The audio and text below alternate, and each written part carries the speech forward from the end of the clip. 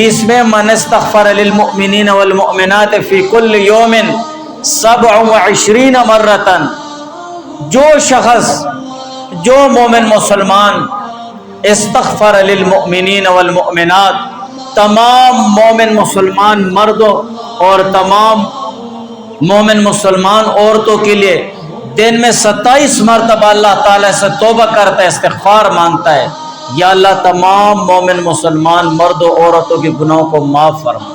بس یہ اپنے الفاظ میں، اللہم اغفر للمؤمنین والمؤمنات والمسلمین والمسلمات، یہ عربی میں الفاظ ہوتے ہیں۔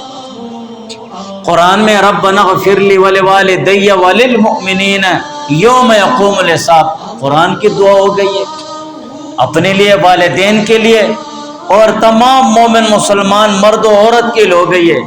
حضور علیہ السلام فرماتے ہیں یستجاب لہم، ایسے لوگ مستجاب الدعوات بن جاتے ہیں، ان سے جو دعا کروائی جائے وہ جو دعا کرتے ہیں اللہ تعالیٰ قبول فرماتے ہیں، اور انہی لوگوں کی وجہ سے زمین والوں کو رزق دیا جاتا ہے، جو تمام مومن مسلمان مرد و عورتوں کے لیے توبہ اور استغفار کرتے ہیں، رو رو کر، جان چھڑا چھڑا کر نہیں، رو رو کر، یا اللہ یہ امت محمدیہ ہے، حضور پاک صلی اللہ علیہ وسلم کے امت مسلمہ جو مومن مسلمان امت ہے، یا اللہ ان سب کے گناہ معاف فرما۔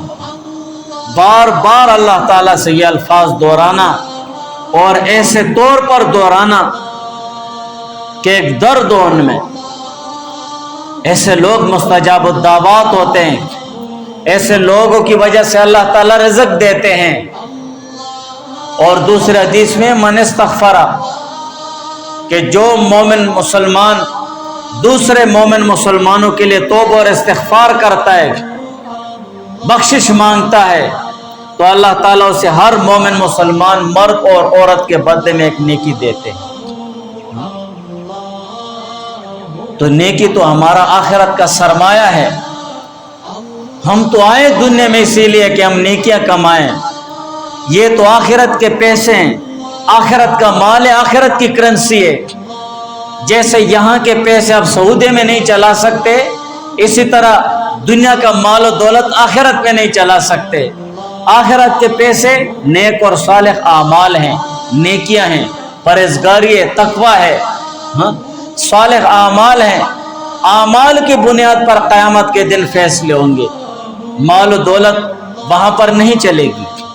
تو ہمیں توبہ اور استغفار کرنی چاہیے، سب سے پہلے اجتماعی طور پر، اگر اجتماعی طور پر نہ ہو تو کم از کم انفرادی طور پر توبہ اور استغفار ہو، اور انفرادی طور پر توبہ اور استغفار کے ساتھ ساتھ تمام مومن مسلمانوں کے لیے یہ اپنی دعا کا ایک مستقل حصہ بنانا چاہیے۔